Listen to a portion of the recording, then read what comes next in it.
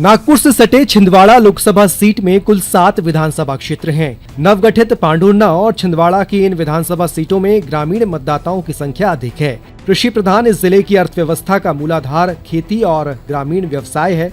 इस लोकसभा सीट में कुल 16,24,308 मतदाता हैं, जिसमें से 8,20,625 पुरुष मतदाता तो वहीं 8,03,673 महिला मतदाता हैं। छिंदवाड़ा लोकसभा सीट पर कांग्रेस अंगद की तरह पैर जमाकर बैठी है। हर बार बीजेपी को यहां से मात खानी पड़ती है। सिर्फ एक उपचुनाव को छोड़ दिया जाए तो यहां पर कभी भी बीजेपी का कमल नहीं खिला।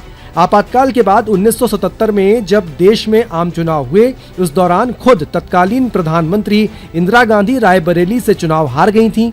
सेंट्रल इंडिया में भी कांग्रेस सभी सीटों पर चुनाव हारी, लेकिन एकमात्र छिंदवाड़ा लोकसभा सीट ऐसी थी जहां पर कांग्रेस का कब्जा बरकरार रहा। 1980 में कांग्रेस के वरिष्ठ नेता कमलनाथ ने छिंदवाड़ा लोकसभा सीट से चुनाव लड़ा और 2019 तक वे छिंदवाड़ा से सांसद रहे। कमलनाथ पहली बार साल 1980 में छिंदवाड़ा लोकसभा सीट से चुनाव मैदान में उतरे। वे लगातार 9 बार सांसद और बड़े मंत्रालयों में मंत्री रहे। कांग्रेस यहां पर 1997 में सिर्फ एक लोकसभा उपचुनाव हारी।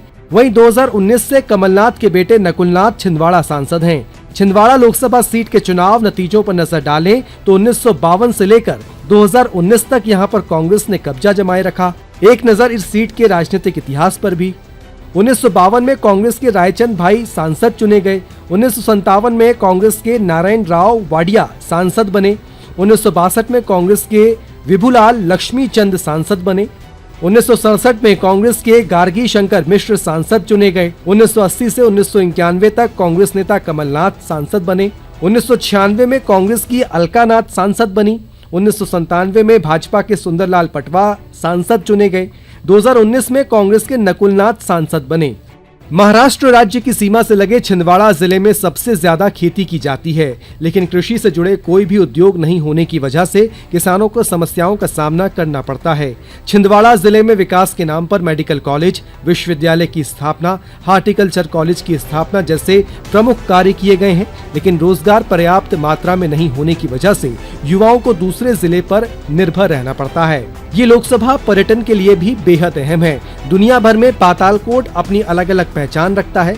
वही विश्व प्रसिद्ध चमत्कारी श्री हनुमान मंदिर और पांढुर्णा में होने वाला विश्व प्रसिद्ध गोटमार मेला के अलावा पेंच नेशनल पार्क कुछ हिस्सा भी यहाँ की पहचान है। छिंदवाड़ा संसदीय क्षेत्र की कुल जनसंख्या 23,74,000 है। छिंदवाड़ा लोकसभा क्षेत्र की साक्षरता दर 71.16% है। कुल जनगणना का 11.1% SC जनसंख्या है। कुल जनगणना का 36.2% ST जनसंख्या है। 2019 में 82% से अधिक मतदाताओं ने वोट डाले। लोकसभा चुनाव 2024 का शंखनाद हो चुका है। लोकसभा चुनाव के पहले चरण में जिन सीटों पर मतदान होना है, उनमें छिंदवाड़ा अहम सीट है।